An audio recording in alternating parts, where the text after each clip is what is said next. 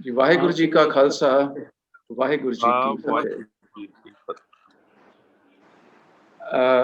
ਗੁਰਬਾਣੀ ਦੇ ਉਚਾਰਨ ਪ੍ਰਥਾਏ ਜਿਹੜੀਆਂ ਵਿਚਾਰਾਂ ਅਸੀਂ ਆਰੰਭੀਆਂ, ਉਸ ਤਹਿਤ ਆਖਰੀ ਅੱਖਰ ਨੂੰ ਸਿਹਾਰੀ, ਇਸ ਦਾ ਉਚਾਰਨ ਦੀ ਵਿਚਾਰ ਅਸੀਂ ਅੱਜ इसका अध्ययन करांगे।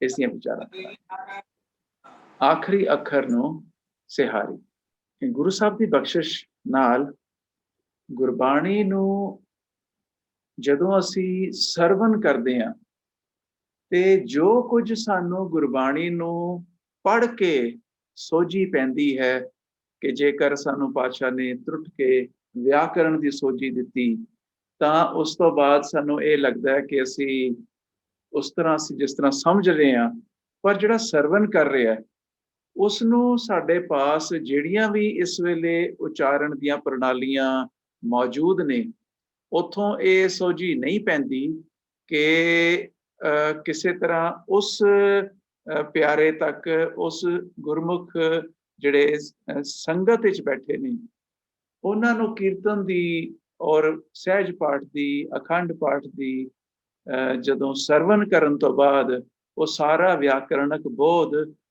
ਪਹੁੰਚਾਉਣ ਦਾ ਕੋਈ ਸਾਡੇ ਪਾਸ ਇਸ ਵੇਲੇ ਜੋ ਮੌਜੂਦਾ ਉਚਾਰਣਕ ਪ੍ਰਣਾਲੀਆਂ ਜਿਹੜੀਆਂ ਸੀ ਵਿਚਾਰੀਆਂ ਨੇ ਉਹਨਾਂ ਚੋਂ ਅਸੀਂ ਉੱਥੇ ਤੱਕ ਨਹੀਂ ਪੜ ਪਾ ਰਹੇ।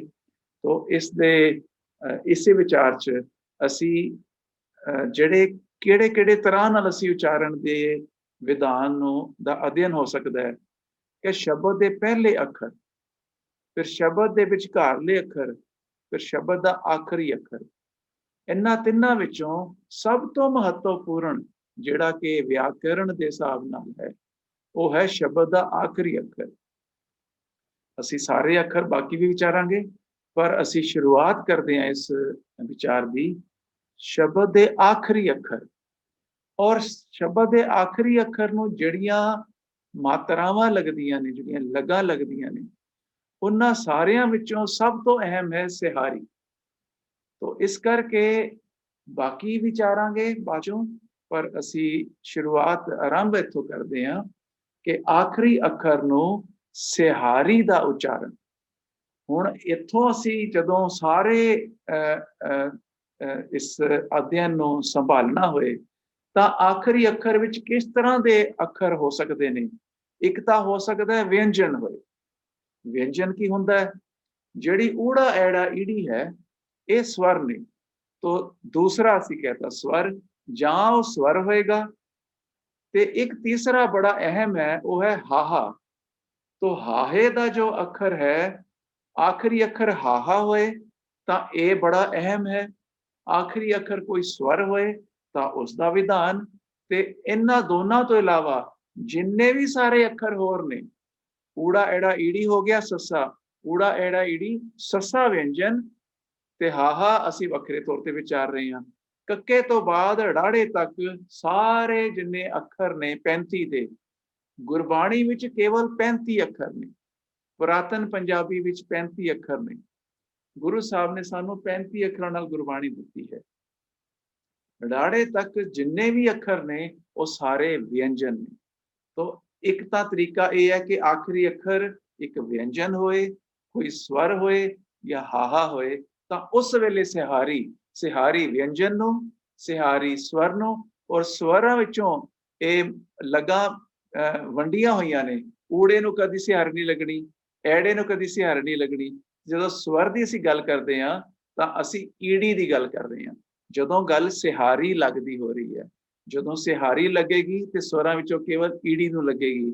इसदा भाव होया कि वो शब्द जिहड़े ईड़ी दे नाल खत्म होंदे ने ते नाल सिहारी लगी है, वो शब्द जिहड़े हाहे नाल खत्म होंदे ने ते नाल सिहारी लगी है। क्यों जो हाहे दी बड़ी भारी महत्ता है गुरबाणी और गुरबाणी दे उच्चारण विच। तो ये एक विचार संगत दी असीस दे नाल इह बणिया कि हाहे दी जिहड़ी सिहारी है उसनों वखरे तौर पे इकारांतक दी बजाए वो हिकारांतक उसनों किया जाए, तां जो हाहे दे शब्दां नूं, हाहे दे अंतले अखर वाले हाहे वाले शब्दां नूं दी विशेष तौर पे ਅਸੀਂ ਅਧਿਐਨ ਕਰ ਸਕੀਏ, ਕਿਉਂਕਿ ਉਸ ਦੀ ਭਾਰੀ ਮਹੱਤਤਾ ਹੈ ਕਿਰਿਆ ਵਿੱਚ ਵੀ ਤੇ ਗੈਰ ਕਿਰਿਆਵਾਚਕ ਸ਼ਬਦਾਂ ਵਿੱਚ ਵੀ। ਤਾਂ ਇਹ ਹੋਏ ਇੱਕ ਤਾਂ ਆਖਰੀ ਅੱਖਰ ਵਿਅੰਜਨ, ਸਵਰ ਜਾਂ ਹਾਹਾ। ਇਸ ਤੋਂ ਬਾਅਦ ਹਾਲੇ ਵੀ ਇੱਕ ਹੋਰ ਇਸ ਨੂੰ ਸਾਡੇ ਅਧਿਐਨ ਵਿੱਚ ਇਹ ਵੀ ਲਿਆਣਾ ਪਏਗਾ ਕਿ ਸ਼ਬਦ ਜੋੜਾ ਹੈ ਉਹ ਸ਼ਬਦ ਕਿਰਿਆਵਾਚਕ ਹੈ, ਉਹ ਸ਼ਬਦ ਨਾਮ ਵਿਸ਼ੇਸ਼ਣ ਨਾਲ ਇਸ ਕਰਕੇ ਜੋੜਦੇ ਹਾਂ ਕਿ ਨਾਮ ਦੇ ਸਾਰੇ ਵਿਆਕਰਣਕ ਨਿਯਮ ਵਿਸ਼ੇਸ਼ਣ ਤੇ ਵੀ ਲਾਗੂ ਹੁੰਦੇ ਨੇ। ਇਸ ਕਰਕੇ ਉਚਾਰਣਕ ਨਿਯਮ ਵੀ ਨਾਮ ਦੇ ਵਿਸ਼ੇਸ਼ਣ ਤੇ ਲਾਗੂ ਹੋਣਗੇ। ਤਾਂ ਨਾਮ ਸ਼ਬਦ ਹੈ, ਕਿਰਿਆ ਸ਼ਬਦ ਹੈ ਜਾਂ ਪੜਨਾਮ ਸ਼ਬਦ ਹੈ। ਪੜਨਾਮ ਆਪਣੇ ਤੌਰ ਤੇ ਸਾਨੂੰ ਦੋ ਚੀਜ਼ਾਂ ਪ੍ਰਦਾਨ ਕਰਦਾ ਹੈ ਜੋ ਕਿਰਿਆ ਤੋਂ ਘੱਟ ਨੇ ਪਰ ਮਹੱਤਵਪੂਰਨ ਨੇ। ਇੱਕ ਦਿੰਦਾ ਹੈ ਵਚਨ ਤੇ ਇੱਕ ਦਿੰਦਾ ਹੈ ਲਿੰਗ। ਇਹ ਪੜਨਾਮ ਤੋਂ ਪਤਾ ਲੱਗਦਾ ਹੈ। ਇਸ ਕਰਕੇ ਪੜਨਾਮ ਦਾ ਉਚਾਰਨ ਇਹ ਵਿਸ਼ੇਸ਼ ਤੌਰ ਤੇ ਇੱਕ ਤੀਸਰਾ ਚੌਥਾ ਸ਼ਬਦ ਸਾਡੇ ਪਾਸ ਹੈ ਸੰਬੰਧਕ। ਸੰਬੰਧਕ ਸ਼ਬਦ ਹੈ ਜਿਹੜਾ ਕਿ ਦੋ ਨਾਵਾਂ ਦੋ ਪੜਨਾਵਾਂ ਦੇ ਆਪਸੀ ਸੰਬੰਧ ਨੂੰ ਜਿਸ ਨੂੰ ਅੰਗਰੇਜ਼ੀ ਦੀ ਭਾਸ਼ਾ 'ਚ ਪ੍ਰੈਪੋਜੀਸ਼ਨ ਕਹਿੰਦੇ ਆ। ਆਫ, ਦਾ, ਦੇ, ਦੀ, ਕਾਕੇ ਕੀ, ਤੋ ਇਹ ਵਾਲੇ ਅੰਦਰ ਬਾਹਰ, ਤੋ ਉਸ ਦਾ ਉੱਪਰ ਥੱਲੇ, ਜਿਸ ਦੇ ਨਾਲ ਪਤਾ ਲੱਗੇ ਇੱਕ ਚੀਜ਼ ਦੂਸਰੀ ਚੀਜ਼ ਦੇ ਕਿੱਥੇ ਅੰਦਰ ਹੈ, ਬਾਹਰ ਹੈ, ਉੱਪਰ ਹੈ, ਥੱਲੇ ਹੈ, ਇੱਧਰ ਉੱਧਰ ਹੈ। ਤੋ ਇਹ ਸਾਰਾ ਕੁਝ ਇਹ ਸੰਬੰਧਕ ਜਿਹੜੇ ਇਹੋ ਜਿਹੇ ਸ਼ਬਦ ਨੇ। ਤੋ ਇਹਨਾਂ ਸਾਰੇ, ਇੱਕ ਤਾਂ ਅਸੀਂ ਆਖਰੀ ਅੱਖਰ ਨੂੰ ਦੇਖਿਆ ਕਿ ਇਹ ਵਿਅੰਜਨ ਹੈ, ਸਵਰ ਹੈ ਕਿ ਹਾਹਾ ਹੈ। ਫਿਰ ਜਿਸ ਸ਼ਬਦ ਵਿੱਚ ਇਹ ਵਿਅੰਜਨ ਸਵਰ ਜਾਂ ਹਾਹਾ ਹੈ, ਇਸ ਦਾ ਭਾਵ ਇਹ ਹੋਇਆ ਕਿ ਵਿਅੰਜਨ ਸਵਰ ਤੇ ਹਾਹਾ ਅਸੀਂ ਕਿਰਿਆ ਦਾ ਵੀ ਦੇਖਾਂਗੇ, ਅਸੀਂ ਵਿਅੰਜਨ ਸਵਰ ਤੇ ਹਾਹਾ ਨਾਮ ਦਾ ਵੀ ਦੇਖਾਂਗੇ, ਅਸੀਂ ਵਿਅੰਜਨ ਸਵਰ ਤੇ ਹਾਹਾ ਪੜਨਾਮ ਦਾ ਵੀ ਦੇਖਾਂਗੇ, ਅਸੀਂ ਵਿਅੰਜਨ ਸਵਰ ਤੇ ਹਾਹਾ ਸੰਬੰਧਕ ਸ਼ਬਦ ਦਾ ਵੀ ਦੇਖਾਂਗੇ। ਇਸ ਦੇ ਨਾਲ ਸਾਡਾ ਉਚਾਰਨ ਸਿਹਾਰੀ ਨੂੰ ਲੈ ਕੇ ਅਸੀਂ ਕਾਫੀ ਸਾਡਾ ਬੋਧ ਉਚਾਰਣਕ ਬੋਧ ਸਥਾਪਿਤ ਹੋ ਸਕਦਾ ਹੈ। ਅਸੀਂ ਸ਼ੁਰੂ ਕਰਦੇ ਹਾਂ ਕਿਰਿਆਵਾਚਕ ਸ਼ਬਦ ਤੋਂ, ਕਿਉਂਕਿ ਸਭ ਤੋਂ ਅਹਿਮ ਸ਼ਬਦ ਗੁਰਬਾਣੀ ਦੀ ਕਿਸੇ ਤੁਕ ਦਾ ਵੀ ਕੋਈ ਹੋਇਆ ਤੇ ਉਹ ਕਿਰਿਆ ਹੈ। ਆਖਰੀ ਅੱਖਰ ਵਿਅੰਜਨ ਸਵਰ ਤੇ ਹਾਹਾ ਤੇ ਸ਼ਬਦ ਕਿਹੜੇ ਕਿਹੜੇ ਸੀ ਵਿਚਾਰ ਰਹੇ ਹਾਂ? ਕਿਰਿਆ, ਨਾਮ, ਪੜਨਾਮ ਤੇ ਸੰਬੰਧਕ। ਤੇ ਅਸੀਂ ਵਿਚਾਰ ਸ਼ੁਰੂ ਕਰਦੇ ਹਾਂ ਕਿਰਿਆ ਤੋਂ। ਕਿਰਿਆ ਸਾਨੂੰ ਚਾਰ ਚੀਜ਼ਾਂ ਦੱਸਦਾ ਹੈ, ਇਹ ਅਸੀਂ ਵਿਚਾਰ ਅਸੀਂ ਕਰ ਚੁੱਕੇ ਹਾਂ। ਲਿੰਗ ਵਚਨ ਤੇ ਦੱਸਦਾ ਹੀ ਹੈ, ਪਰ ਕਾਲ ਤੇ ਪੁਰਖ ਵੀ ਕਿਰਿਆ ਹੀ ਦੱਸਦੀ। ਤੋ ਕਿਰਿਆ ਦਾ ਸ਼ਬਦ ਕਿਸੇ ਵੀ ਤੁਕ ਦਾ ਕਾਲ, ਪੁਰਖ, ਲਿੰਗ ਅਤੇ ਵਚਨ ਇੱਕੋ ਸ਼ਬਦ ਕਿਰਿਆ ਦੱਸ ਦਿੰਦੀ ਹੈ ਕਿ ਅਸੀਂ ਇਸ ਦੀ ਵਿਆਖਿਆ ਕਿਸ ਹਿਸਾਬ ਨਾਲ ਕਰਨੀ ਹੈ। ਇਸ ਨੂੰ ਜੇ ਗਾਇਨ ਹੋ ਰਿਹਾ ਤੇ ਇਸ ਨੂੰ ਕਿਸ ਤਰ੍ਹਾਂ ਸਮਝਣਾ ਹੈ, ਜੇ ਇਸ ਦਾ ਸਹਿਜ ਪਾਠ ਹੋ ਰਿਹਾ ਤੇ ਇਸ ਗੁਰਬਾਣੀ ਦੀ ਤੁਕ ਨੂੰ ਅਸੀਂ ਸਮਝਣਾ ਕਿਸ ਤਰ੍ਹਾਂ ਹੈ। ਆਖਰੀ ਅੱਖਰ ਨੂੰ ਜੇ ਵਿਅੰਜਨ ਹੈ, ਵਿਅੰਜਨ ਹੋਏ ਕਿਸੇ ਆਖਰੀ ਅੱਖਰ ਦਾ, ਤੇ ਉਸ ਦਾ ਕਿਰਿਆ ਦੇ ਵਿੱਚ ਜਦੋਂ ਵਿਅੰਜਨ ਨੂੰ ਸਿਹਾਰੀ ਲੱਗਦੀ ਹੈ ਤਾਂ ਅਸੀਂ ਕੀ ਕਰਾਂਗੇ? ਹੁਣ ਜਿਸ ਤਰ੍ਹਾਂ ਅਸੀਂ ਇੱਕ ਤੁਕ ਹੈ, ਮੂੰਹ ਕੇ ਬੋਲਣ ਬੋਲੀਏ ਜਿਤ ਸੁਣ ਧਰੇ ਪਿਆਰ। ਹੁਣ ਇਹਦੇ ਵਿੱਚ ਮੂੰਹ ਦੇ ਨਾਲ ਕਿਹੋ ਜਿਹੇ ਬੋਲ ਬੋਲੀਏ? ਇੱਕ ਤਾਂ ਬੋਲੀਏ ਵੀ ਕਿਰਿਆ ਹੈ, ਪਰ ਸਾਡੇ ਅੱਜ ਦੇ ਜੋ ਅਸੀਂ ਚੁਣ ਲਿਆ ਵੀ ਆਪਾਂ ਸਿਹਾਰੀ ਤੋਂ ਬਾਅਦ ਚੁਣ ਕਰਨੀ ਹੈ, ਇਹ ਦੁਲਾਮ ਵਾਲੀ ਕਿਰਿਆ ਦੀ ਗੱਲ ਅੱਜ ਨਹੀਂ ਕਰ ਰਹੇ ਆਪਾਂ। ਔਰ ਇਹਨਾਂ ਸਾਰਿਆਂ ਦਾ ਬੜਾ ਸਰਲ ਹੁੰਦਾ ਹੈ, ਸਾਰੀ ਵਿਚਾਰ ਸਿਹਾਰੀ ਨੂੰ ਲੋੜ ਹੈ। ਤੋ ਇਹਦੇ ਵਿੱਚ ਸੁਣਨਾ, ਜਿਤ ਸੁਣ, ਜਿਸ ਨੂੰ ਸੁਣ ਕੇ ਸੁਣ। ਹੁਣ ਇਹ ਸੁਣ ਜਿਹੜਾ ਸੁਣ ਰਿਹਾ ਹੈ, ਇਸ ਜਿਹੜਾ ਸਰਵਨ ਕਰ ਰਿਹਾ ਹੈ ਇਸ ਬਾਣੀ ਨੂੰ, ਉਸ ਨੂੰ ਕਿਵੇਂ ਪਤਾ ਲੱਗੇ ਕਿ ਸੁਣ ਦੇ ਡਾਣੇ ਨੂੰ ਸਿਹਾਰੀ ਵੀ ਲੱਗੀ ਹੋਈ ਹੈ? ਇਹ ਹੈ ਜੋ ਅਸੀਂ ਸਾਰੇ ਵਿਆਕਰਣ ਦੇ ਮਾਹਰ, ਜਿਹੜੇ ਪਾਠ ਦੇ ਬੋਧ ਦੇ ਅਰਥ ਦੇ ਭਾਵ ਅਰਥਾਂ ਦੇ ਜਿਨ੍ਹਾਂ ਨੇ ਦਰਪਣ ਦਾ ਅਧਿਐਨ ਕੀਤਾ ਹੈ, ਉਸ ਉਪਰੰਤ ਅਸੀਂ ਇੱਥੇ ਪਹੁੰਚਦੇ ਹਾਂ ਕਿ ਜਦੋਂ ਅਸੀਂ ਸੁਣ ਰਹੀ ਹੋਈਏ ਤਾਂ ਸਾਨੂੰ ਸੁਣਾਉਣ ਵਾਲਾ, ਪਾਠ ਸਰਵਣ ਕਰਾਉਣ ਵਾਲਾ ਦੱਸ ਦੇ ਕਿ ਇਹ ਪਿਆਰੇ ਵੀਰ ਇੱਥੇ, ਪਿਆਰੇ ਬੱਚੇ, ਪਿਆਰੇ ਵੀਰ, ਪਿਆਰੀ ਭੈਣ, ਇੱਥੇ ਡਾਣੇ ਨੂੰ ਸਿਹਾਰੀ ਲੱਗੀ ਹੋਈ ਹੈ। ਤਾਂ ਇਸ ਦਾ ਇੱਕ ਉਚਾਰਣਕ ਜੋ ਸਾਹਮਣੇ ਇੱਕ ਸਾਡੇ ਪਾਸ ਇੱਕ ਹੱਲ ਆਉਂਦਾ ਹੈ, ਉਹ ਇਹ ਹੈ ਕਿ ਜਿਹੜੇ ਡਾਣੇ ਨੂੰ ਸਿਹਾਰੀ ਹੋਏ ਕਿਰਿਆ ਦੇ ਡਾਣੇ ਨੂੰ, ਤਾਂ ਉਸ ਦਾ ਆਖਰੀ ਅੱਖਰ ਜੋ ਹੈ ਉਹ ਜਿਹੜਾ ਵੀ ਵਿਅੰਜਨ ਹੈ, ਉਸ ਵਿਅੰਜਨ ਦਾ ਜਿਹੜਾ ਮੁਕਤਾ ਹੈ, ਜਿਵੇਂ ਇੱਥੇ ਆਖਰੀ ਅੱਖਰ ਡਾਣਾ ਹੈ, ਤਾਂ ਡਾਣੇ ਨੂੰ ਪ੍ਰਤੱਖ ਥੋੜਾ ਕਰ ਦਈਏ, ਸਿਰਫ ਇਹਦੇ ਨਾਲ ਹੀ ਹੁਣ ਕਿਸ ਤਰ੍ਹਾਂ ਦੋ ਤਰੀਕੇ ਦੇ ਨਾਲ ਅਸੀਂ ਦੇਖਦੇ ਹਾਂ, ਜਦੋਂ ਅਸੀਂ ਮੋਹ ਕੇ ਬੋਲਣ ਬੋਲੀਏ ਜਿਤ ਸੁਣ ਤਰੇ, ਹੁਣ ਜਿਤ ਸੁਣ ਤਰੇ ਪਿਆਰ, ਜਿਤ ਸੁਣ ਤਰੇ ਪਿਆਰ, ਸੁਣ ਦੇ ਡਾਣੇ ਨੂੰ ਡਾਣਾ ਬੋਲ ਕੇ ਜਾਣਾ ਕਿ ਡਾਣੇ ਨੂੰ ਬਿਲਕੁਲ ਲਘੂ ਮੁਕਤੇ ਵਾਂਗੂ, ਜਿਸ ਤਰ੍ਹਾਂ ਹਿੰਦੀ ਦੇ ਸ਼ਬਦ ਹੁੰਦੇ ਨੇ ਸੁਣ ਕੇ ਕਿ ਸੁਣ ਕੇ, ਤੇ ਇਹ ਜਿਤ ਸੁਣ ਜਿਤ ਸੁਣ, ਜਦੋਂ ਡਾਣੇ ਨੂੰ ਅਸੀਂ ਬਿਲਕੁਲ ਡਾਣਾ ਸਿਰਫ ਕਹਿਣ ਵਾਸਤੇ ਕਹਿ ਰਹੇ ਹਾਂ ਤੇ ਇਹ ਹੋਏਗਾ ਡਾਣਾ ਮੁਕਤਾ। ਜੇ ਡਾਣੇ ਨੂੰ ਸਿਹਾਰੀ ਲੱਗੀ ਹੋਈ ਹੈ ਜਿਤ ਸੁਣ ਤਰੇ ਪਿਆਰ, तो मुहों के बोलन बोलिए जित सुन तरे प्यार, जित सुन तरे प्यार।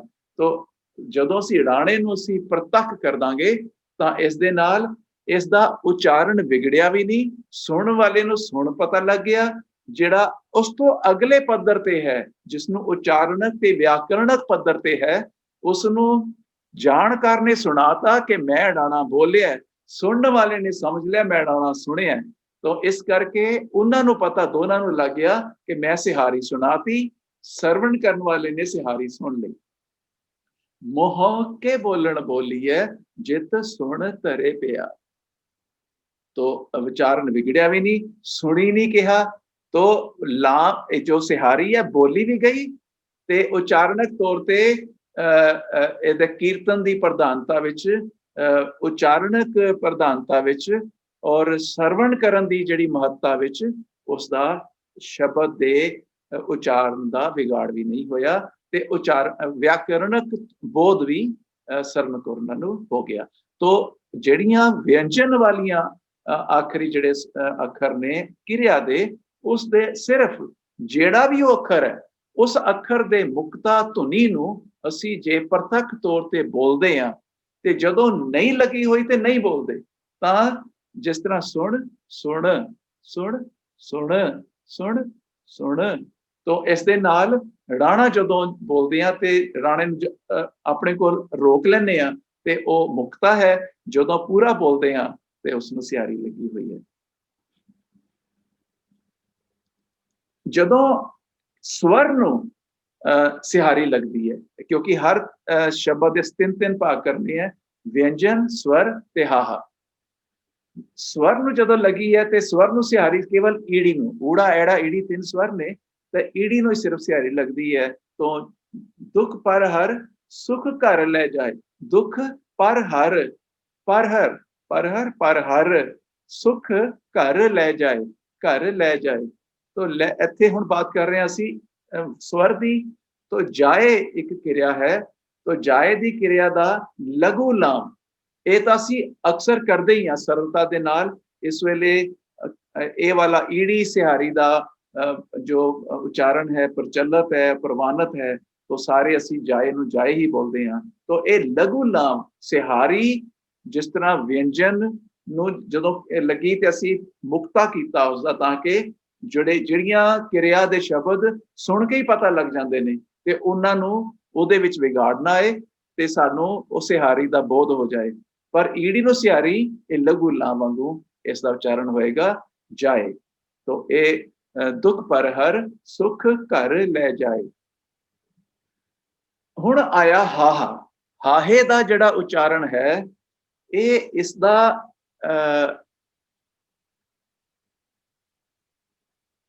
ਹਾਹੇ ਦੇ ਉਚਾਰਨ ਵਿੱਚ ਇਹ ਸਾਨੂੰ, ਜਿਸ ਤਰ੍ਹਾਂ ਅਸੀਂ ਕਿਰਿਆ ਦੀ ਗੱਲ ਕਰ ਰਹੇ ਸੀ, ਕਿ ਸਾਨੂੰ ਪੁਰਖ ਵੀ ਦੱਸਦਾ ਹੈ। ਹਾਹੇ ਦਾ ਉਚਾਰਨ ਦੂਜਾ ਔਰ ਤੀਜਾ ਪੁਰਖ ਬੜਾ ਪ੍ਰਤੱਖ ਦਰਸਾਉਂਦਾ ਹੈ। ਦੂਜਾ ਪੁਰਖ ਔਰ ਤੀਜਾ ਪੁਰਖ, ਅਸੀਂ ਹੁਣ ਦੇਖੀਏ ਕਿ ਹਾਹੇ ਦੇ ਉਚਾਰਨ ਵਿੱਚੋਂ ਦੂਜਾ ਪੁਰਖ ਔਰ ਤੀਜਾ ਪੁਰਖ ਕਿਸ ਤਰ੍ਹਾਂ ਸਥਾਪਿਤ ਹੁੰਦਾ ਹੈ। ਦੂਜਾ ਪੁਰਖ, ਜਦੋਂ ਵੀ ਹਾਹੇ ਦੇ ਉਚਾਰਨ ਦੂਜਾ ਪੁਰਖ ਵਾਸਤੇ ਹੋਏਗਾ ਤਾਂ ਹਮੇਸ਼ਾ ਇੱਕ ਵਚਨ ਹੋਏਗਾ। ਤੋ ਇਸ ਦੇ ਨਾਲ ਸਾਨੂੰ ਹੁਣ ਵਚਨ ਵੀ ਦੱਸ ਰਿਹਾ ਹੈ, ਪੁਰਖ ਵੀ ਦੱਸ ਰਿਹਾ ਹੈ। ਔਰ ਜਿਸ ਤੂੰ ਰਾਖ ਹੈ ਤਿਸ ਕੌਣ ਮਾਰੈ, ਰਾਖ ਹੈ ਹਾਹੇ। ਦੂਸਰੀ ਬਾਤ ਇੱਕ ਹੋਰ ਹੈ, ਹਾਹੇ ਨੂੰ ਲੈ ਕੇ ਹਾਹੇ ਦੀ ਮਹੱਤਤਾ ਵੀ ਇਸ ਕਰਕੇ ਹੈ, ਹਾਹੇ ਨੂੰ ਹਰ ਜਿਹੜੀ ਲੱਗ ਹੈ ਉਹ ਬੋਲੀ ਜਾਏਗੀ। ਉਸਦਾ ਇੱਕ ਕਾਰਨ ਹੈ ਔਰ ਉਸ ਦੀ ਅਸੀਂ ਵਿਚਾਰ ਕਰਾਂਗੇ। ਇੱਥੇ ਅਸੀਂ ਕਰ ਰਹੇ ਹਾਂ ਜਦੋਂ ਕਿਰਿਆ ਦੇ ਸ਼ਬਦ ਦੇ ਆਖਰੀ ਅੱਖਰ ਨੂੰ ਹਾਹਾ ਹੋਏ ਤੇ ਹਾਹੇ ਨੂੰ ਸਿਹਾਰੀ ਹੋਏ। ਅੱਜ ਦੀ ਸਾਰੀ ਵਿਚਾਰ ਸਿਹਾਰੀ ਦੀ ਹੈ, ਇਸ ਕਰਕੇ ਹਰ ਸ਼ਬਦ ਦੀ ਸਿਹਾਰੀ ਲਿਖ ਰਹੇ ਹਾਂ। ਤੋ ਸਿਹਾਰੀ ਜਦੋਂ ਲੱਗਦੀ ਹੈ ਹਾਹੇ ਨੂੰ, ਔਰ ਹਾਹਾ ਹੈ ਕਿਰਿਆ ਦਾ, ਤੋ ਜਿਸ ਤੋਂ ਰੱਖ ਹੈ, ਤੋ ਇਹ ਵਾਲਾ ਰੱਖ ਹੈ ਦੂਜਾ ਤੇ ਤੀਜਾ ਪੁਰਖ ਦੱਸ ਸਕਦਾ ਹੈ। ਪਰ ਜਦੋਂ ਵੀ ਦੂਜਾ ਪੁਰਖ ਦੱਸੇਗਾ, ਦੂਜਾ ਪੁਰਖ ਦਾ ਭਾਵ ਹੁੰਦਾ ਹੈ ਜਾਂ ਤੂੰ ਜਾਂ ਤੁਸੀਂ ਸਾਰੇ। ਇਹ ਦੋਨੇ ਸ਼ਬਦ, ਇਹ ਵਾਲਾ ਕੰਮ ਜਾਂ ਤੂੰ ਕਰ ਜਾਂ ਤੁਸੀਂ ਸਾਰੇ ਕਰੋ। ਤੋ ਜਦੋਂ ਵੀ ਦੂਜਾ ਪੁਰਖ ਤੂੰ ਔਰ ਤੁਸੀਂ ਵਿੱਚੋਂ ਹੋਏਗਾ, ਤਾਂ ਕਿਰਿਆ ਦਾ ਹਾਹੇ ਦੀ ਸਿਹਾਰੀ ਹਮੇਸ਼ਾ ਤੂੰ ਵਾਸਤੇ ਹੋਏਗੀ। ਕਦੇ ਵੀ ਹਾਹੇ ਦੀ ਸਿਹਾਰੀ ਤੁਸੀਂ ਸਾਰੇ ਵਾਸਤੇ ਨਹੀਂ ਹੋਏਗੀ। ਇਸ ਦਾ ਇੱਥੋਂ ਇਸ ਦਾ ਪਤਾ ਲੱਗਦਾ ਹੈ ਕਿ ਅਸੀਂ ਇਸ ਦਾ ਭਾਵ ਕੀ ਹੈ। ਗੁਰੂ ਸਾਹਿਬ ਨੇ ਇਹ ਵਿਧਾਨ ਸਾਰਾ ਆਪਣੀ ਆਪਣੀ ਜਗ੍ਹਾ ਤੇ ਸਥਾਪਿਤ ਕਰਕੇ ਬਣਾ ਕੇ ਰੱਖਿਆ ਹੋਇਆ। ਇਸ ਨੂੰ ਬਿਨਾਂ ਕਿਸੇ ਬਦਲਾਅ ਦੇ ਅਸੀਂ ਜਦੋਂ ਜਿਸ ਤਰ੍ਹਾਂ ਗੁਰੂ ਸਾਹਿਬ ਨੇ ਸਾਨੂੰ ਦਿੱਤਾ ਹੈ, ਉਸ ਤਰ੍ਹਾਂ ਹੀ ਅਸੀਂ ਇਸ ਨੂੰ ਸਰਵਣ ਕਰੀਏ, ਸਮਝੀਏ, ਪਹੁੰਚੀਏ, ਤਾਂ ਵਰਤੋਂ ਚ ਲੈ ਕੇ ਆਈਏ, ਤਾਂ ਆਪਣੇ ਆਪ ਵਿੱਚ ਸਾਰੀਆਂ ਬਾਤਾਂ ਵਿਆਕਰਣਕ ਕਹਿ ਰਿਹਾ ਹੈ। ਇਸ ਤੇ ਸਾਨੂੰ ਕਿਤੇ ਵੀ ਰੱਦੋ ਬਦਲ ਕਰਨ ਦੀ ਰੱਤਾ ਪਰ ਵੀ ਲੋੜ ਨਹੀਂ ਹੈ।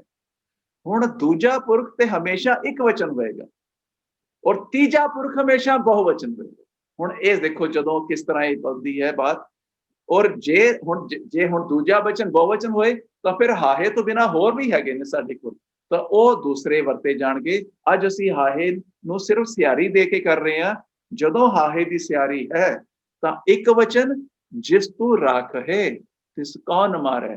ਹੁਣ ਇਹ ਰੱਖ ਹੈ ਨੂੰ ਕਹਿਣਾ, ਰੱਖ ਹੈ ਨੂੰ ਜਦੋਂ ਕਿਹਾ ਕਿਰਿਆ ਰੱਖ ਹੈ, ਔਰ ਜਦੋਂ ਅਸੀਂ ਰੱਖ ਹੈ ਕਿਹਾ, ਉਹ ਤੂੰ ਰੱਖ ਹੈ, ਹਮੇਸ਼ਾ ਤੂੰ ਰੱਖ ਹੈ। ਜਦੋਂ ਵੀ ਸੰਬੋਧਨ ਹੁੰਦਾ ਹੈ ਉਦੋਂ ਤੂੰ ਨੂੰ ਸੰਬੋਧਨ ਹੁੰਦਾ ਹੈ, ਤੇ ਉਦੋਂ ਰੱਖ ਹੈ। ਰੱਖ ਹੈ ਤਾਂ ਇੱਕ ਕਿੱਥੇ ਆਇਆ, ਕਿਸੇ ਵੀ ਕਿਰਿਆ ਨੂੰ ਹਾਹੇ ਨੂੰ ਸਿਹਾਰੀ ਹੀ ਹੋਏਗੀ। ਔਰ ਇਹ ਦੂਜਾ ਪੁਰਖ ਹੈ, ਉਸ ਦਾ ਹਮੇਸ਼ਾ ਇੱਕ ਵਚਨ। ਜਦੋਂ ਤੀਜਾ ਪੁਰਖ ਆਏਗਾ ਹਮੇਸ਼ਾ ਬਹੁਵਚਨ। ਜੋ ਤੁਮਰਾ ਜਸ ਗਾਵਹਿ ਕਰਤੇ ਸੰਬੋਧਨ, ਜੋ ਤੁਮਰਾ ਜਸ ਗਾਵ, ਜੋ ਤੁਮਰਾ ਜਸ ਗਾਵਹਿ ਕਰਤੇ। ਹੁਣ ਇਹ ਤੂੰ ਨਹੀਂ, ਇੱਕ ਬਾਤ ਕਿਹਦੀ ਹੋ ਰਹੀ ਹੈ, ਹਾਲੇ ਬਾਤ ਜਿਹਦੀ ਹੋਣੀ ਹੈ ਅੱਗੋਂ ਆ ਰਹੇ ਨਹੀਂ। ਸੇ ਜਨ ਕਬਹੁ ਨ ਮਰਤੇ ਚੂਰ। ਸੇ, ਹੁਣ ਸੇ ਪੜਨਾਮ ਨੇ ਦੱਸਤਾ ਇਹ ਬਹੁਵਚਨ ਹੈ, ਕਿਉਂਕਿ ਇੱਕ ਵਚਨ ਸੋ ਹੋਣਾ ਸੀ। ਜੇ ਇੱਕ ਵਚਨ ਪੁਲਿੰਗ ਹੁੰਦਾ ਸੋ ਹੋਣਾ ਸੀ, ਇੱਕ ਵਚਨ ਇਸਤਰੀਲਿੰਗ ਹੁੰਦਾ ਤੇ ਸਾ ਹੋਣਾ ਸੀ। ਸੇ ਨੇ ਦੱਸਤਾ ਕਿ ਇਹ ਬਹੁਵਚਨ ਹੈ। ਤੋ ਸੇ ਜਨ, ਜੱਜ ਦੇ ਨੰਨੇ ਦੇ ਔਂਕੜ ਨਾ ਹੋਣ ਦਾ ਵੀ ਇਸਨੇ ਬਹੁਵਚਨ ਕਿਹਾ। ਤੇ ਜਦੋਂ ਸਾਰਾ ਹੀ ਬਹੁਵਚਨ ਨੇ, ਇਹ ਵਾਲੇ ਜਨਾਂ ਨੇ ਗਾਉਣਾ, ਜੋ ਤੁਮਰਾ ਜਸ ਗਾਵਹਿ ਕਰਤੇ ਸੇ ਜਨ ਕਬਹੁ ਨ ਮਰਤੇ ਚੂਰ।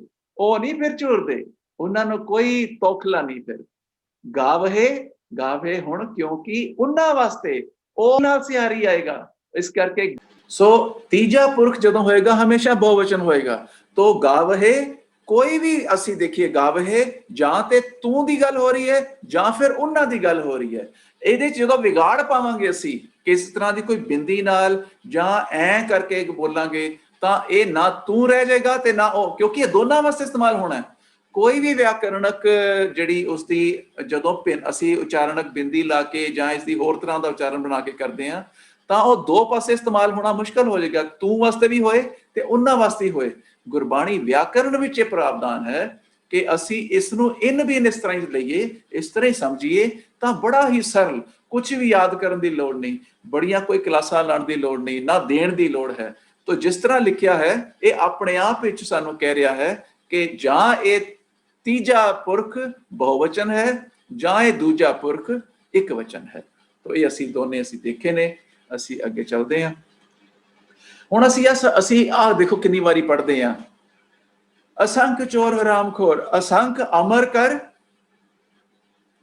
ਹੁਣ ਜਾਏ ਜੋਰ ਕਿ ਜਾਹੇ ਜੋਰ, ਅਸੰਖ ਗਲਵੜ ਹਤਿਆ ਕਮਾਏ ਕਿ ਕਮਾਹੇ, ਅਸੰਖ ਪਾਪੀ ਪਾਪ ਕਰ ਜਾਏ ਕਿ ਜਾਹੇ, ਅਸੰਖ ਕੂੜਿਆਰ ਕੂੜੇ ਫਿਰਾਏ ਕਿ ਫਿਰਾਹੇ, ਅਸੰਖ ਮਲੇਛ ਮਲ ਪਖ ਖਾਏ ਕਿ ਖਾਹੇ, ਅਸੰਖ ਨਿੰਦਕ ਸਿਰ करे पार के करहे पार, नानक नीच करे विचार। ਹੁਣ ਕਰੇ ਦੀ ਬਾਤ ਹਾਲੇ ਅਸੀਂ ਦੁਲਾਂ ਵਾਲੀ ਨਹੀਂ ਕੀਤੀ, ਇਸ ਨੂੰ ਵਾਲੇ ਛੱਡ ਦਿੰਦੇ ਆ। ਉੱਪਰਲੇ ਸਾਰੇ ਕੀ ਇਹ ਈੜੀ ਨਾਲ ਆਣਗੇ ਕਿ ਹਾਹੇ ਨਾਲ ਆਣਗੇ? ਈੜੀ ਨਾਲ ਹਮੇਸ਼ਾ ਉਦੋਂ ਆਏਗਾ ਤੀਜਾ ਪੁਰਖ ਜਦੋਂ ਇੱਕ ਵਚਨ ਹੋਵੇਗਾ। ਜਦੋਂ ਬਾਤ ਹੀ ਅਸੰਖਾਂ ਦੀ ਹੋ ਰਹੀ ਹੈ ਤਾਂ ਇਹ ਹੋ ਹੀ ਨਹੀਂ ਸਕਦਾ ਕਿ ਈੜੀ ਨਾਲ ਆਏ। ਤੇ ਜਦੋਂ ਅਸੰਖ ਤੋਂ ਬਾਤ ਸ਼ੁਰੂ ਹੋਈ, ਜਦੋਂ ਸਾਨੂੰ ਉਚਾਰਣਕ ਗੁਰੂ ਸਾਹਿਬ ਦਾ ਉਚਾਰਨ, ਗੁਰਬਾਣੀ ਵਿਆਕਰਨ ਆਧਾਰਿਤ ਉਚਾਰਨ ਦਾ ਪਤਾ ਲੱਗ ਗਿਆ, ਇਹਦੇ ਸਾਰੇ ਹਾਹੇ ਲੱਗਣਗੇ। ਕਿਸ ਤਰ੍ਹਾਂ ਅਸੀਂ ਇਸ ਨੂੰ ਦੇਖਦੇ ਹਾਂ, ਇਸ ਨੂੰ ਮੈਂ ਜਾਣ ਕੇ ਚਿੱਟਾ ਰੰਗ ਦਿੱਤਾ ਸੀ। ਆਹ ਦੇਖੋ ਹੁਣ,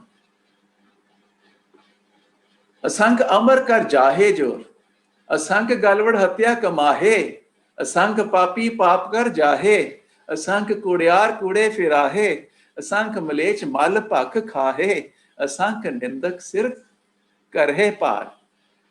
ਤੇ ਅਗਲਾ ਕਿਉਂ? ਇਹ ਕਿਉਂਕਿ ਇਹ ਦੂਸਰੀ ਇਹ ਵਿਧਾਨ ਹੋਰ ਹੈ ਕਿ ਨਾਨਕ ਨੀਚ ਕਹੇ ਵਿਚਾਰ, ਕਹੇ ਵਿਚਾਰ ਹਮੇਸ਼ਾ ਤੀਸਰਾ ਪੁਰਖ ਇੱਕ ਵਚਨ। ਕਿਸੇ ਨੇ ਇੱਥੇ ਨਾਨਕ ਨੇ, ਨਾਨਕ ਇੱਕ ਵਚਨ ਪੁਲਿੰਗ, ਨਾਨਕ ਦੇ ਕੱਕੇ ਨੂੰ ਔਂਕੜ, ਨਾਨਕ ਨੀਚ, ਨੀਚ ਨੂੰ ਫਿਰ ਔਂਕੜ, ਕਿਉਂਕਿ ਵਿਸ਼ੇਸ਼ਣ ਬਿਲਕੁਲ ਨਾਮ ਦੇ ਨਾਲ ਚੱਲਦਾ ਹੈ। ਕਹੇ ਤਾਂ ਇੱਥੇ ਇਹ ਬਾਤ ਅਸੀਂ ਅੱਜ ਨਹੀਂ ਕਰ ਰਹੇ ਕਿਰਿਆ ਦੀ ਦੁਲਾਂ ਵਾਲੀ, ਪਰ ਇੱਥੇ ਅਸੀਂ ਕਹਿ ਰਹੇ ਹਾਂ ਕਿ ਜਦੋਂ ਤੀਸਰਾ ਪੁਰਖ ਹੈ ਉਹ ਇੱਕ ਵਚਨ ਤਾਂ ਹੋ ਸਕਦਾ ਹੈ, ਬਹੁ ਵਚਨ ਹਾਹੇ ਨਾਲ ਆਏ ਰਿਹਾ। ਬਹੁ ਵਚਨ ਜਿੱਥੇ ਹਾਹੇ ਨਾਲ ਆਏਗਾ ਉੱਥੇ ਹਾਹੇ ਨਾਲ ਆਏਗਾ। ਅੱਛਾ, ਕਈ ਵਾਰੀ ਇਸ ਤਰ੍ਹਾਂ ਹੁੰਦਾ ਇਹ ਹਾਹੇ ਦਾ ਆਣਾ ਇੰਨਾ ਜ਼ਰੂਰੀ ਹੈ, ਇਸ ਤਰ੍ਹਾਂ ਹੀ ਇਹ ਸਾਨੂੰ ਦੱਸਦਾ ਕਿ ਤੀਜਾ ਪੁਰਖ ਬਹੁ ਵਚਨ ਹੈ ਤੇ ਕਦੀ ਅਸੀਂ ਛੱਡਾਂਗੇ ਨਹੀਂ, ਭੁੱਲਾਂਗੇ ਨਹੀਂ। ਜਦੋਂ ਕਿਤੇ ਹਾਹੇ ਦਾ ਹੀ ਸ਼ਬਦ ਹੋਏ, ਪੰਚੇ ਸੋਹੇ ਹੈ ਹੀ ਹਾਹੇ ਨਾਲ, ਪਰ ਕਿਉਂਕਿ ਪੰਚੇ ਹੈ, ਪੰਚੇ ਬਹੁ ਵਚਨ ਹੈ, ਉਹ ਸਾਰੇ ਪੰਜ ਜਨ, ਉਹ ਜਿਨ੍ਹਾਂ ਨੇ ਸੁਣਿਆ ਮੰਨਿਆ ਦੀ ਅਵਸਥਾ ਤੋਂ ਉਸ ਰਸਤੇ ਤੇ ਪੈ ਕੇ ਪਾਤਸ਼ਾਹ ਕੋਲੋਂ ਪ੍ਰਵਾਨਤਾ ਪ੍ਰਾਪਤ ਕੀਤੀ, ਪੰਜ ਪ੍ਰਵਾਨ, ਉਹ ਪੰਚੇ ਸੋਹੇ। ਗੁਰੂ ਸਾਹਿਬ ਇੱਥੇ ਹਾਹੇ ਦੇ ਫਿਰ ਕਿਉਂਕਿ ਬਹੁ ਵਚਨ ਹੈ ਤਾਂ ਇਹ ਸੋਹੇ ਨਹੀਂ, ਸੋਹੇ, ਪੰਚੇ ਸੋਹੇ ਦਰ ਰਾਜਾਨ। ਤਾਂ ਇਹ ਅਸੀਂ ਇੱਥੋਂ ਅਸੀਂ ਸਮਝਦੇ ਹਾਂ ਬਾਤ। ਤਾਂ ਅਸੀਂ ਇਹ ਸੀ ਕਿਰਿਆ ਦੇ ਸ਼ਬਦ ਦੀ ਕਿਰਿਆਵਾਚਕ ਸ਼ਬਦ। ਹੁਣ ਅਸੀਂ ਆਉਂਦੇ ਹਾਂ ਨਾਮ ਜਾਂ ਵਿਸ਼ੇਸ਼ਣ ਦਾ, ਬਿਲਕੁਲ ਨਾਮ ਦੇ ਨਾਲ ਚੱਲੇਗਾ, ਇਸ ਕਰਕੇ ਨਾਮ ਸ਼ਬਦ ਨੂੰ ਵਿਚਾਰ ਲੈਂਦੇ ਹਾਂ ਤੇ ਸਾਨੂੰ ਕਾਫੀ ਇਸ ਦਾ ਬੋਧ ਹੋ ਜਾਂਦਾ ਹੈ। ਤਾਂ ਨਾਮ ਸ਼ਬਦ ਵਿੱਚ ਵਿਅੰਜਨ ਦੀ, ਵਿਅੰਜਨ ਨੂੰ ਸਿਹਾਰੀ, ਜਦੋਂ ਸਿਹਾਰੀ ਵਿਅੰਜਨ ਨੂੰ ਲੱਗੇਗੀ ਨਾਮ ਵਿੱਚ, ਪਹਿਲੀ ਤੁਕ ਸਾਡੀ ਸੋਚ ਹੈ, ਸੋਚ, ਸੋਚ। ਤਾਂ ਇਸੇ ਤਰ੍ਹਾਂ ਜਿਸ ਤਰ੍ਹਾਂ ਅਸੀਂ ਪ੍ਰਤੱਖ ਕੀਤਾ ਸੀਗਾ ਕਿਰਿਆ ਨੂੰ, ਉਸੇ ਤਰ੍ਹਾਂ ਨਾਮ ਨੂੰ ਸਿਰਫ ਪ੍ਰਤੱਖ ਕਰ ਦਈਏ ਤੇ ਸਾਨੂੰ, ਜੇ ਅਸੀਂ ਪ੍ਰਤੱਖ ਤੌਰ ਤੇ ਬੋਲਦੇ ਹਾਂ ਚੱਚਾ, ਸੋਚੈ ਸੋਚ, ਇੱਕ ਹੈ ਸੋਚ, ਇੱਕ ਹੈ ਸੋਚ। ਤਾਂ ਸੋਚੈ ਸੋਚ ਨਾ ਹੋ ਬਈ ਜੇ ਸੋਚੀ ਲੱਖ ਵਾਰ, ਲੱਖ ਵਾਰ ਨੂੰ ਨਹੀਂ, ਲੱਖ ਵਾਰ ਨਹੀਂ ਬੋਲਣਾ, ਬਿਕੋਜ਼ ਉਹ ਲੱਖ ਵਾਰ ਜਿਹੜੇ ਨੇ ਉਹ ਮੁਕਤੇ ਨੇ। ਮੁਕਤਿਆਂ ਨੂੰ ਬੋਲਣਾ ਅਸੀਂ ਸੰਕੋਚਵੇਂ ਉਚਾਰਨ ਦੇ ਨਾਲ, ਤੇ ਸਿਹਾਰੀਆਂ ਬੋਲਣੀਆਂ ਨੇ ਪ੍ਰਤੱਖ ਮੁਕਤੇ ਵਾਂਗੂ। ਤੋ ਇਸ ਲਈ ਸੋਚ ਦੇ ਆਖਰੀ ਅੱਖਰ ਨੂੰ ਲੱਗੀ ਸਿਹਾਰੀ ਨੇ ਇਸ ਨੂੰ ਪ੍ਰਤੱਖ ਕਰਨ ਵਾਸਤੇ ਪ੍ਰਤੱਖ ਮੁਕਤੇ ਵਾਂਗੂ ਚੱਚੇ ਦਾ ਵਿਸ਼ੇਸ਼ ਉਚਾਰਨ ਅਸੀਂ ਕਰਨਾ ਹੈ। ਜਦੋਂ ਸਵਰ ਨੂੰ ਲੱਗੀ ਹੋਏ ਸਿਹਾਰੀ ਔਰ ਨਾਮ ਹੈ, ਜਿਸ ਤਰ੍ਹਾਂ ਸੋ ਕਿਉ ਵਿਸਰੇ ਮੇਰੀ ਮਾਏ, ਮਾਏ ਹੋ ਗਿਆ ਨਾਮ, ਤੋਂ ਨਾਮ ਦੀ ਮਾਏ ਈੜੀ ਨੂੰ ਸਿਹਾਰੀ, ਤਾਂ ਸਰਲ ਤੌਰ ਤੇ ਇਸ ਦਾ ਉਚਾਰਨ ਇੱਕੋ ਹੀ ਹੈ ਕਿ ਲਘੂ ਲਾਮ ਜਿਹੜੀ ਅਸੀਂ ਤੋਂ ਇਹਦਾ ਮਾਏ ਵਾਂਗੂ ਇਹਦਾ ਉਚਾਰਨ ਹੋਏਗਾ, ਸੋ ਕਿਉ ਵਿਸਰੇ ਮੇਰੀ ਮਾਏ। ਨਾਮ ਨੂੰ ਜਦੋਂ ਆਖਰੀ ਅੱਖਰ ਹਾਹਾ ਹੋਏ, ਮੂੰਹ, ਮੂੰਹ ਨਾਮ ਹੈ ਮੂਹੇ, तो हाहे दी सिहारी हमेशा लघु लाम ते जाऊगी मुहे। मन्ने मुहे छोटा ना खाए, मन्ने मुहे छोटा ना खाए, मुंह ते मोहे। तो एक कारकी इसका संबंध है, कारकां नूं बाਅਦ ਚੋਂ ਲਵਾਂਗੇ। कारकां ਦੇ ਨਾਲ ਸਾਰੇ ਦੁਬਿਧਾ ਆਉਂਦੀ ਹੈ ਔਰ ਇਹ ਦੱਸਣ ਦਾ ਬੜਾ ਸ਼ੌਂਕ ਹੁੰਦਾ ਹੈ, ਪਰ ਇਸ ਨੂੰ ਆਖਰ ਤੌਰ ਤੇ ਜਦੋਂ ਸਾਰੇ ਸਮਝਣ ਵਾਲੇ ਸਮਝ ਜਾਂਦੇ ਨੇ ਤੇ ਸਹਿਜ ਹੀ ਸਮਝ ਜਾਂਦੇ ਨੇ ਕਿ ਇਹ ਅਧਿਕਰਨ ਕਾਰਕ ਕਿਉਂ ਹੈ ਤੇ ਕਰਮ ਕਾਰਕ ਕਿਉਂ ਹੈ। ਜੇ ਪਹਿਲਾਂ ਦੱਸਿਆ ਜਾਏ ਤੇ ਉਹਦੇ 'ਚ ਮੁਹਾਰਤ ਜ਼ਿਆਦਾ ਹੁੰਦੀ ਹੈ ਤੇ ਅਸਲ ਤੱਤ ਜਿਹੜਾ ਹੈ ਉਹ ਵਿੱਚੋਂ ਨਿਕਲ ਜਾਂਦਾ ਹੈ। ਤੋ ਅਸੀਂ ਮੰਨੇ ਮੂੰਹ ਚੋਟਾ ਨਾ ਖਾਏ, ਹਾਹੇ ਦੀ ਸਿਹਾਰੀ ਹਰ ਅੱਖਰ ਨਾਲ ਬੋਲੀ ਜਾਏਗੀ ਔਰ ਲਘੂ ਲਾ ਵਾਂਗੂ ਹੀ ਬੋਲੀ ਜਾਏਗੀ। ਹੁਣ ਇੱਥੇ ਜਦੋਂ ਆਈ ਹੈ ਉਸ ਦੇ ਨਾਲ ਨਾਮ ਦੇ ਨਾਲ ਤੇ ਮੂੰਹੇ ਚੋਟਾ ਨਾ ਖਾਏ।